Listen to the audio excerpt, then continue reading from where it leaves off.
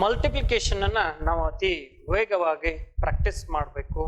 Multiplication ಏನಾದರೂ ನೀವು practice ಮಾಡಿದ್ದೆ ಆದಲ್ಲಿ, ಸ್ಪೀಡಾಗಿ ಕ್ಯಾಲ್ಕುಲೇಟ್ ಮಾಡಲಿಕ್ಕೆ ಬಂದಿದ್ದೆ ಆದಲ್ಲಿ ಇವುಗಳನ್ನ ಬಹಳ ಸರಳವಾಗಿ ಬಿಡಿಸ್ಬೋದು. ಒಂದು ಟೆಕ್ನಿಕ್ ಏನಂತಂದ್ರೆ split and merge technique use ಮಾಡಿಕೊಂಡು ಇವೆಲ್ಲ ಪ್ರಾಬ್ಲಮ್ಸ್ಗಳನ್ನ ಹೇಗೆ ಬಿಡಿಸ್ಬೇಕು ಅನ್ನೋದನ್ನ ನಿಮಗೆ ತಿಳಿಸ್ಕೊಡ್ತಾ ಇದ್ದೇನೆ. ಸ್ಪ್ಲಿಟ್ ಅಂಡ್ ಮರ್ಜ್ ಅಂತಂದ್ರೆ ನೋಡಿ, 18 × 9 18 ಮೊದಲೇ ಎಷ್ಟಾಗ್ತದ?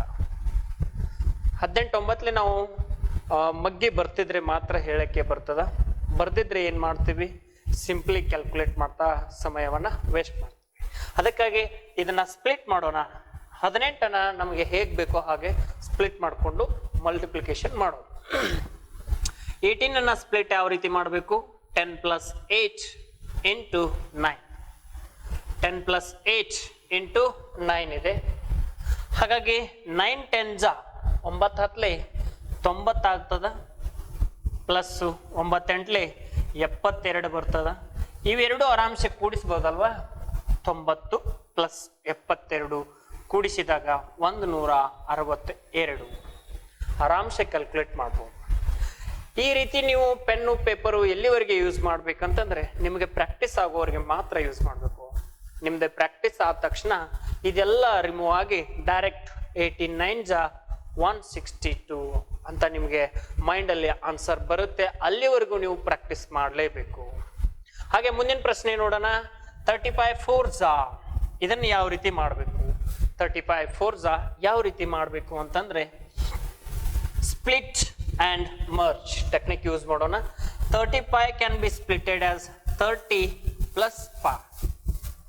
35 can be splitted as 30 + 5 and into 4. ನಿಮಗೆಲ್ಲ ಗೊತ್ತು 30 × 4 ಮಾಡಿದ್ರೆ 120 ಪ್ಲಸ್ 5 4 20. ಒಟ್ಟಿನಲ್ಲಿ 120 + 20 ಅಡಿಷನ್ ಮಾಡಿದ್ರೆ 140 ಬಂದೇ ಬರುತ್ತಲ್ವಾ? ಇದನ್ನೇ ಮೈಂಡ್ ಅಲ್ಲಿ ಹೇಗೆ ಮಾಡ್ಬೇಕು ನೋಡಿ. 35 4 ನಮಗೆ ಬೇಕಾಗಿರುತ್ತೆ 30 × 4 120, 5 × 4 20, 120 + 20 140. So our answer is 140. ಹೀಗೆ ನಾವು ಏನಾದರೂ ಕ್ಯಾಲ್ಕುಲೇಟ್ ಮಾಡೋದನ್ನ ಪ್ರಾಕ್ಟೀಸ್ ಮಾಡಿದ್ರೆ ನಮ್ದು ಕ್ಯಾಲ್ಕುಲೇಷನ್ ಸ್ಪೀಡ್ ಆಗೋದ್ರಲ್ಲಿ ಎರಡು ಮಾತಿಲ್ಲ ಸ್ನೇಹಿತರೆ. ಹಾಗೆ ಮುಂದಿನ ಪ್ರಶ್ನೆ ನೋಡೋಣ. 78 5 ನೋಡೋಣ. 78ನ್ನ ಸ್ಪ್ಲಿಟ್ ಮಾಡೋಣ. ಹೇಗೆ? 70 + 8 ಸ್ಪ್ಲಿಟ್ ಮಾಡಿದ್ದಾಯ್ತು. ಜಸ್ಟ್ ಇನ್ ಮಲ್ಟಿಪ್ಲೈ ಮಾಡೋದು ಒಂದೇ ಬಾಕಿ. 75 7 5 ಗೊತ್ತಿದೆ ನಿಮಗೆ. 35 ಒಂದು 0 ಇದೆ, 0 ಅಂದ್ರೆ 350 ಪ್ಲಸ್ 8 5 40. ಹಾಗಾಗಿ ನಮ್ಮ ಉತ್ತರ 390. ಹಾಗಾಗಿ 78 5 390 ಅಂತೇಳಿ ಆನ್ಸರ್ ನಮಗೆ ಈಸಿಯಾಗಿ ದೊರೀತದ. ಹೇಗೆ ನೋಡಿ, 78 5 ಮೈಂಡಲ್ಲಿ ಯಾವ ರೀತಿ ಕ್ಯಾಲ್ಕುಲೇಟ್ ಮಾಡೋದು? 7 5 35 350, 8 5 40, 350 ಪ್ಲಸ್ 40 390. ಹಾಗಾಗಿ ನಮ್ಮ ಉತ್ತರ 390 ಆಗ್ತದ. ಹಾಗೆ 4th ಕ್ವಶನ್ ಅನ್ನ ಇಮಿಡಿಯೇಟ್ ಆಗಿ ಸಾಲ್ವ್ ಮಾಡಲಿಕ್ಕೆ ಸ್ಟಾರ್ಟ್ ಮಾಡೋಣ. ಅದು 4th ಕ್ವಶನ್ ಅನ್ನ ಸ್ಪ್ಲಿಟ್ ಮಾಡೋಣ. 20 + 8 × 6. ನಿಮ್ಗೆಲ್ಲ ಗೊತ್ತು 20 × 6 ಮೈಂಡ್ ಅಲ್ಲಿ ಕ್ಯಾಲ್ಕುಲೇಟ್ ಮಾಡ್ರಿ. 120 ಪ್ಲಸ್ 8 48. ನಂತರ ಆರಾಮ್ಸೆ ನೀವು ಹೇಳ್ಬೋದು ಅಡಿಷನ್ ಮಾಡಿ 120 ಪ್ಲಸ್ 48 ಸೇರಿಸಿದ್ರೆ 168.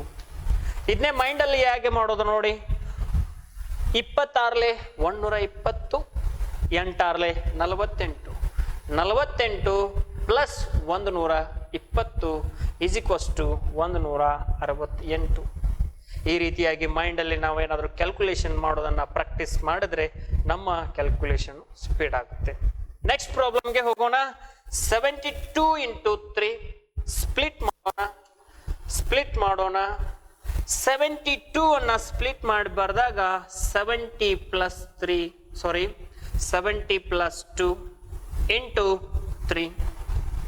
ನಮ್ಗೆಲ್ಲ ಗೊತ್ತು 73 ಕಟ್ 210 ಆಗ್ತದ, ಬಟ್ ಅದು ಬಾಯಿಗೆ ಹಂಗೆ ಬರ್ತದೆ. ಒನ್ ಸೆಕೆಂಡ್, ಫಿಫ್ತ್ ಒನ್ ಅದನ್ನ ಕಟ್ ಮಾಡಕ್ ಬರ್ತದಲ್ಲ. ಫಿಫ್ತ್ ಒನ್ ಏನದಪ್ಪ ಅಂತಂದ್ರೆ 72 into 3. ಓಕೆ, ಫಿಫ್ತ್ ಒನ್ ನೋಡೋಣ. 72 ಅನ್ನ ಸ್ಪ್ಲಿಟ್ ಮಾಡೋಣ.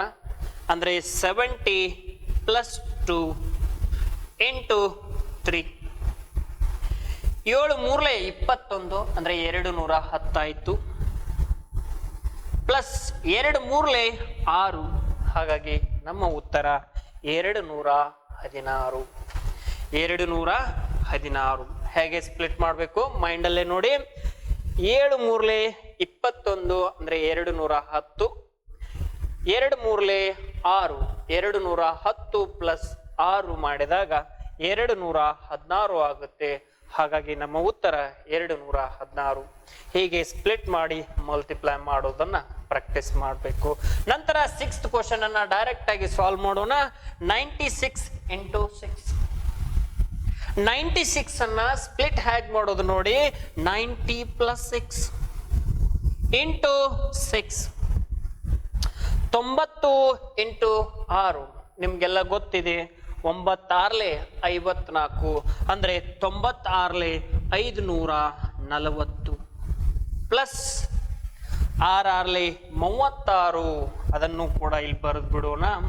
ಹಾಗಾಗಿ ನಮ್ಮ ಉತ್ತರ 540 ಪ್ಲಸ್ 36 ಮಾಡಿದರೆ 576. ಹೀಗೆ ನಾವು ಸ್ಪ್ಲಿಟ್ ಮಾಡಿ ಎಡಿಷನ್ ಮಾಡಿ ಡೈರೆಕ್ಟ್ ಆನ್ಸರ್ ಅನ್ನ ಹೀಗೆ ಇಡಬಹುದು. ಇದೆಲ್ಲ ಪ್ರೊಸೀಜರು ಮೈಂಡಲ್ಲೇ ಆಗ್ತಕ್ಕಂಥದ್ದು. ನೀವು ಪೆನ್ನು ಪೇಪರು ಏನು ಯೂಸ್ ಮಾಡಬೇಡಿ. ನಿಮಗೆ ಪ್ರಾಕ್ಟೀಸ್ ಮಾಡಿಸೋ ಸಲುವಾಗಿ ನಾನು ಒಂದಿಷ್ಟು ಮಾರ್ಕರ್ನ ಯೂಸ್ ಮಾಡ್ತಾ ಇದ್ದೀನಿ. 96 ಆರಾಮ್ಸೆ ಮಲ್ಟಿಪ್ಲೈ ಮಾಡ್ಬೋದು.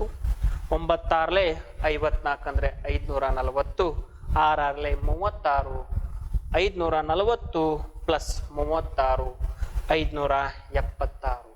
ಈ ರೀತಿಯಾಗಿ ಆನ್ಸರ್ ಬರುತ್ತೆ. ಹಾಗಾಗಿ ಈ ಎಲ್ಲ ಪ್ರಶ್ನೆಗಳನ್ನ ನೀವು ಪ್ರಾಕ್ಟೀಸ್ ಮಾಡಿ ಮುಂದಿನ ಕಾನ್ಸೆಪ್ಟ್ ಅನ್ನ ತಿಳಿದುಕೊಳ್ಳೋಣ. ಡಿಯರ್ ಆಫೀಸರ್ಸ್, ಇದನ್ನ ಈ ಕಾನ್ಸೆಪ್ಟ್ ಮುಖಾಂತರ ನಾವು ಮಲ್ಟಿಪ್ಲಿಕೇಶನ್ ಯಾವ ರೀತಿ ಮಾಡಬೇಕು ಅನ್ನೋದನ್ನ ಇಲ್ಲಿ ನಿಮ್ಗೆ ತಿಳಿಸ್ಕೊಡ್ತೇನೆ. a into 5 ಅಂದ್ರೆ ಯಾವುದೋ ಒಂದು ನಂಬರ್ ಅನ್ನ 5ರಿಂದ ಮಲ್ಟಿಪ್ಲೈ ಮಾಡಿದಾಗ ನಮಗೆ ಉತ್ತರವನ್ನ ಬಹುಬೇಗನೆ ಹೇಳಲಿಕ್ಕೆ ಒಂದು ಕಾನ್ಸೆಪ್ಟ್ ಇದೆ ನೋಡಿ. 5 into a means 5 into a into 5. ಈಗ ಸದ್ಯದಲ್ಲಿ 5 ಅನ್ನ ಯಾವ ರೀತಿ ಬರಿಬಹುದು ಅಂದ್ರೆ 10 divided by 2 ಅಂತ ಬರಿಬಹುದು. ಯಾಕಂದ್ರೆ 2 1s 2 5s, ಸೊ 5 ಅಂತ ಆನ್ಸರ್ ಬರುತ್ತೆ. 10 divided by 2 ಅಂತಂದ್ರೆ 5 ಅನ್ನೋದು ನಮಗೆ ಗೊತ್ತಾಗುತ್ತೆ. ಅದಕ್ಕಾಗಿ ನಾನು 5 ಇರೋ ಸ್ಥಳದಲ್ಲಿ 10 divided by 2 ಅನ್ನೋ ಕಾನ್ಸೆಪ್ಟ್ ಅನ್ನ ಯೂಸ್ ಮಾಡ್ಕೊಳ್ತಾ ಇದ್ದೇನೆ. ಅದನ್ನ ಯೂಸ್ ಮಾಡ್ಕೊಂಡು ಆರಾಮಾಗಿ ಪ್ರಾಬ್ಲಮ್ಸ್ ಅನ್ನ ಸಾಲ್ವ್ ಮಾಡಬಹುದು. ಹೇಗೆ ನೋಡಿ, 128 into 5. ನಿಮಗೆಲ್ಲ ಇಲ್ಲಿ ಪ್ರಾಬ್ಲಮ್ಸ್ ಅನ್ನ ಕೊಟ್ಟಿದ್ದೀನಿ. ಆ ಪ್ರಾಬ್ಲಮ್ಸ್ ಅನ್ನ ನೀವೆಲ್ಲರೂ ಪ್ರಾಕ್ಟೀಸ್ ಮಾಡಿ. ಇದರಲ್ಲಿರುವಂತಹ ಕೆಲವೊಂದಿಷ್ಟನ್ನ ನಾನು ನಿಮ್ಗೆ ಪ್ರಾಕ್ಟೀಸ್ ಮಾಡ್ಲಿಕ್ಕೆ ಕೊಡ್ತಾ ಇದ್ದೀನಿ. 128 into 5. 128 into 5 ಏನ್ ಮಾಡ್ಬೇಕಂತ ಹೇಳಿ, half of this one. a divided by 2 ಇದೆಯಲ್ಲ, ಹಾಗೆ half of this one. 128 divided by 2 into 10. ಈ 128 ಹಾಫ್ ಎಷ್ಟಾಗ್ತದ? 64 ಆಗ್ತದ. 64 into 10 ಮಾಡಿದರೆ 640 ಆಗ್ತದ. ಹೀಗೆ ನೀವು ಡೈರೆಕ್ಟ್ ಆಗಿ ಮೈಂಡ್ ನಲ್ಲೇ ಕ್ಯಾಲ್ಕುಲೇಟ್ ಮಾಡಬಹುದು. ಹೇಗೆ ನೋಡಿ, 128 divided by 2 64, 64 into 10 640. ಈ ರೀತಿಯಾಗಿ ನೀವು ಸಾಲ್ವ್ ಮಾಡಬಹುದು. ಹಾಗೆ ನೆಕ್ಸ್ಟ್ ಕ್ವೆಶ್ಚನ್ 84 into 5. 84 into 5 ಏನ್ ಹೇಳಿದ್ದೀನಿ, half of this number. 42 into 10, so answer is 420. ಈ ರೀತಿಯಾಗಿ ಸಾಲ್ವ್ ಮಾಡಬೇಕು. ಉಳಿದಿರೋ ಪ್ರಾಬ್ಲಮ್ಸ್ ಅನ್ನ ಪ್ರಾಕ್ಟೀಸ್ ಮಾಡಬೇಕು. Okay, moving to the next concept. ಈಗಾಗಲೇ ನೋಡಿದ್ವಿ ಸಮಸಂಖ್ಯೆ ಇದ್ದಾಗ 5ರಿಂದ ಹೇಗೆ ಗುಣಿಸಿ ಡೈರೆಕ್ಟ್ ಆಗಿ ಮೈಂಡ್ ನಲ್ಲಿ ಆನ್ಸರ್ ಹೇಗೆ ತರೋದನ್ನ ನೋಡಿದ್ವಿ. ಈಗ ಇಲ್ಲಿ ಬೆಸ ಸಂಖ್ಯೆ ಅಂದ್ರೆ ಆಡ್ ನಂಬರ್ ಇಂಟು 5 ಮಾಡ್ಬೇಕಾದ್ರೆ ಏನ್ ಮಾಡ್ಬೇಕು? ಇಲ್ಲೂ ಕೂಡ ಹಾಫ್ ಆಫ್ ದಿಸ್ ನಂಬರ್ ಅಂದ್ರೆ 63 ಡಿವೈಡೆಡ್ ಬೈ 2 ಇಂಟು ಇಲ್ಲೂ ಹಾಫ್ ಆಫ್ ದಿಸ್ ನಂಬರ್ ನಿಮಗೆಲ್ಲ ಗೊತ್ತು. 2 1s 2, 2 3s 6, 2 1s 2, point 1 ಉಳಿದಿತ್ತು, point ಕೊಟ್ವಿ, 10 ಆಯ್ತು, 5s. ಸೊ 31.5 ಬಂತು. 31.5 ಇಂಟು 10 ಮಾಡಿದಾಗ 315 ನಮ್ದು ಆನ್ಸರ್ ಆಗುತ್ತದೆ. ನೋಡ್ರಿ, ಆರಾಮ್ಸೆಯಾಗಿ ನಾವು ಮೈಂಡಲ್ಲೇ ಹೇಳ್ಬೋದು. 63 ಇಂಟು 5 ಮಾಡಿದ್ರೆ 31.5, 31.5 ಇಂಟು 10 ಮಾಡಿದ್ರೆ 315 ಆಗ್ತದ. 315 ಆಗ್ತದ. ಹಾಗಾಗಿ ನಮ್ಮ ಉತ್ತರ 315. ಹಾಗೆ ಮುಂದಿನ ಪ್ರಾಬ್ಲಮ್ ನೋಡಿ, 75 ಇಂಟು 5. 75 ಇಂಟು 5 ಆರಾಮ್ಸೆ half of this number. 75 divided by 2 into 10. ಯಾಕೆ ಈ ರೀತಿ ಮಾಡ್ಬೇಕಂತಂದ್ರೆ ಮೈಂಡಲ್ಲೇ ಆರಾಮ್ಸೆ ಆನ್ಸರ್ ಅನ್ನ ತೆಗೆದುಕೊಂಡು ಬರ್ಬೋದು. ನೋಡಿ, ಹಾಫ್ ಆಫ್ ದಿಸ್ ಒನ್ 2 1 2, 2 3 6, 1 ಉಳಿತು, 15 ಆಯ್ತು, 2 7 14, 1 ಉಳಿತು, ಪಾಯಿಂಟ್ ಕೊಟ್ವಿ, 10 ಆಯ್ತು, 2 5 10. ಹಾಗಾಗಿ 37.5. ಸೊ ನಮ್ಮ answer 37.5 into 10 is equals to 375.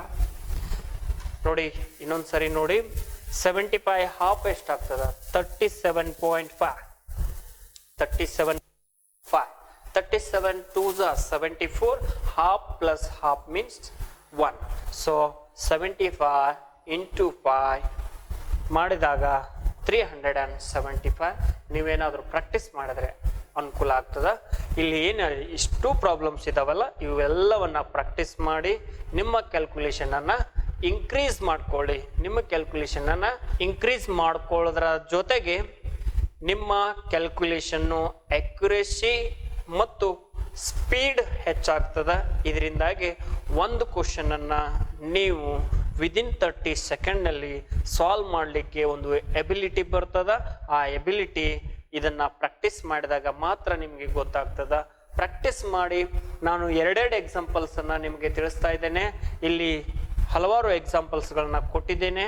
ಅವುಗಳನ್ನ ಉಪಯೋಗ ಮಾಡಿಕೊಂಡು ನೀವು ಎಲ್ಲ ಪ್ರಾಬ್ಲಮ್ಸ್ ಅನ್ನ ಸಾಲ್ವ್ ಮಾಡಿ ಟೆಕ್ನಿಕ್ ಅನ್ನ ಯೂಸ್ ಮಾಡಿಕೊಂಡು ಒಂದು ಕರ್ನಾಟಕ ರಾಜ್ಯಕ್ಕೆ ಕೇಂದ್ರ ಸರ್ಕಾರದ ಹುದ್ದೆಗಳಿಗೆ ಹಾಗೂ ರಾಜ್ಯ ಸರ್ಕಾರದ ಹುದ್ದೆಗಳಿಗೆ ಬಹಳಷ್ಟು ಸೇವೆಯನ್ನ ನೀಡಲಿಕ್ಕೆ ಅವಕಾಶ ಆಗ್ತದ.